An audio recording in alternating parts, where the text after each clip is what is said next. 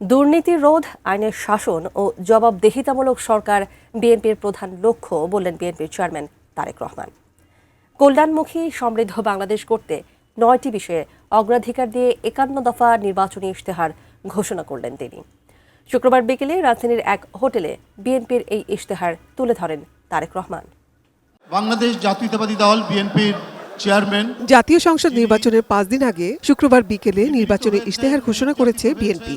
51 দফা ইশতেহারে 9টি বিষয়ে অগ্রাধিকার দিয়েছে দলটি। প্রথমবারের মতো দলের চেয়ারম্যান হিসেবে ইশতেহার তুলে ধরেন তারেক রহমান। সর্বশক্তিমান আল্লাহর প্রতি পূর্ণ আস্থা ও বিশ্বাস এই রাষ্ট্র পরিচালনার মূলনীতি হিসাবে আমরা সংবিধানে এটিকে পুনঃস্থাপন করতে চাই। শুরুতেই দলের 31 দফা ও জুলাই সনদ বাস্তবায়নের অঙ্গীকারের কথা বলেন চেয়ারম্যান। মুক্তিযুদ্ধের সঠিক ও নিরপেক্ষ ইতিহাস সংরক্ষণের ব্যবস্থা এবং জুলাই যোদ্ধাদের রাষ্ট্রীয় স্বীকৃতি ও আর্থিক সহায়তার কথাও বলেন তিনি। আমরা বিশ্বাস করি যে 31 দফা এবং জুলাই সনদের যেটি আছে সেটিকে অবশ্যই আমরা বাস্তবায়ন করব। যতদিন এই দেশ টিকে থাকবে আমরা ততদিন যা নিয়ে গর্ব করব তা হচ্ছে আমাদের দেশের স্বাধীনতা ও মুক্তিযুদ্ধ।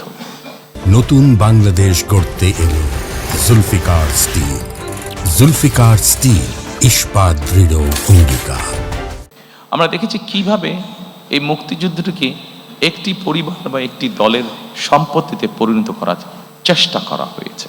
নিরপেক্ষভাবে মুক্তিযুদ্ধের স্মৃতি সংরক্ষণ করা এটি একটি জাতীয় দায়িত্ব। ইশতেহারে 5টি অধ্যায়ে প্রান্তিক ও নিম্ন আয়ের পরিবারের সুরক্ষায় ফ্যামিলি কার্ড, কৃষক কার্ড, 1 লাখ স্বাস্থ্যকর্মী নিয়োগ, আনন্দময় ও কর্মমুখী শিক্ষা ব্যবস্থা প্রতিষ্ঠা, তরুণদের কর্মসংস্থান সৃষ্টি, ক্রীড়াকে পেশা হিসেবে নেয়ার প্রশিক্ষণ, 20,000 কিলোমিটার নদী ও খাল খনন, 5 বছরে 25 কোটি বৃক্ষরোপণ, আধুনিক বর্জ্য ব্যবস্থাপনা চালু, ধর্মীয় নেতাদের জন্য সম্মানী চালু, ডিজিটাল অর্থনীতি ও বৈশ্বিক সংযোগ বাড়াতে আন্তর্জাতিক পেমেন্ট সিস্টেম চালু, এই 9টি অগ্রাধিকারের কথা ইশতেহারে উল্লেখ করা হয়েছে। বলা হয়েছে, এই ইশতেহার কেবল নির্বাচনী প্রতিশ্রুতি নয়, এটি একটি নতুন সামাজিক ও রাষ্ট্রীয় চুক্তির ঘোষণা। জনগণের শাসনের যদি আমাদেরকে প্রতিষ্ঠিত করতে হয়, জনগণের যদি আসলে আমরা ভাগ্যের পরিবর্তন করতে চাই, তবে একটি বিষয় আমাদেরকে নিশ্চিত করতে হবে, সেটা হচ্ছে জবাবদিহিতা বা অ্যাকাউন্টেবিলিটি। তারেক রহমান বলেন, বিএনপি প্রতিশোধ নয়, ন্যায় ও মানবিকতার রাজনীতিতে বিশ্বাস করে। ক্ষমতা নয়, জনগণের অধিকারী বিএনপি রাজনীতির কেন্দ্রবিন্দু। জনগণের রায়ে দায়িত্ব পেলে বিএনপি এমন একটি বাংলাদেশ গড়ে তুলবে যেখানে ভোটের মর্যাদা থাকবে, সন্ত্রাস, দুর্নীতি ও বৈষম্যের অবসান হবে।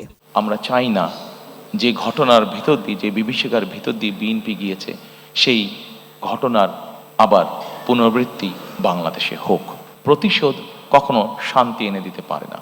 তারেক রহমান আরো বলেন, সরকার গঠন করলে দুর্নীতি প্রতিরোধ, আইনের শাসন প্রতিষ্ঠা ও জবাবদিহিতা নিশ্চিত করবে বিএনপি। দুর্নীতি, আইনের শাসন এবং জবাবদিহিতা, আমরা যদি এই তিনটির ব্যাপারে